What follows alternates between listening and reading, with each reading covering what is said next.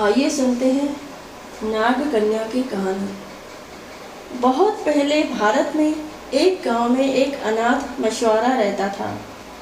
एक दिन वह मछली पकड़ने गया। उस दिन मछली के स्थान पर एक नाग उसके जाल में फंस गया।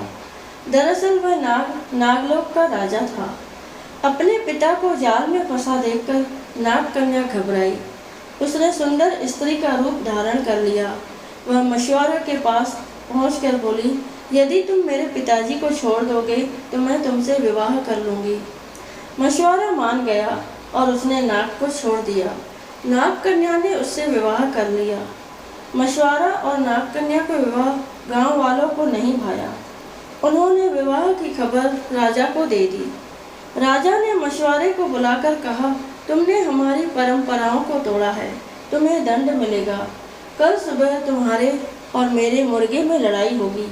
जो हारेगा उसे गांव छोड़कर जाना होगा। युवक डर गया। उसने घर आकर सारी बातें पत्नी को बताई। नाग कन्या बोली, इसमें इतना डरने की क्या बात है, मैं अभी नागलोक से एक बलवान मुर्गा ले आती हूँ। यह कहकर वह नागलोक चली गई। कुछ देर बाद वह मुर्गा लेकर आ गई। दूसरे दिन राजा और युवक के मुर्गे आपस में भिड़ गए। नागलोक का मुर्गा अधिक बलवान था, इसलिए राजा का मुर्गा हार गया। परंतु वह बोला, मछुआरे, इससे फैसला नहीं हो पाया है, अतः कल सुबह जो टोकरी नदी को उल्टी दिशा में बहा देगा वही विजयी होगा। मछुआरे के लिए लोहित नदी के बहाव को उल्टी दिशा में मोड़ना असंभव था।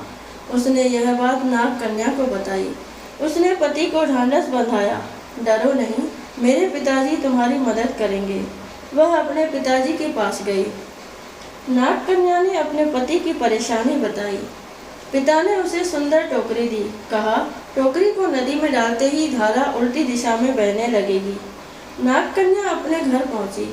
उसने अपने पति को सारी बातें बता दी। मछुआरे ने टोकरी नदी में डुबो दी। इस पर तुरंत नदी का बहाव उलटकर राजा के महल तक पहुंच गया। मछुआरा खुशी से झूम उठा।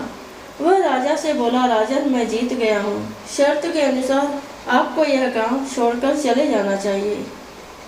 राजा कहाँ हार मानने वाला था। वह बोला, इस निर्णय को भी अंतिम नहीं माना जाएगा। अब हमें युद्ध करना चाहिए।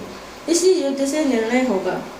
मछुआरा भागा भागा अपनी पत्नी के पास पहुंचा और सारी बातें बताई। राजा के पास बड़ी फौज थी, परंतु मछुआरा तो अकेला था। नाग कन्या उसकी परेशानी सुनकर फिर नागलोक में पहुंची। वहां से वह सोने का ढोल और उसे बजाने की छड़ी ले आई।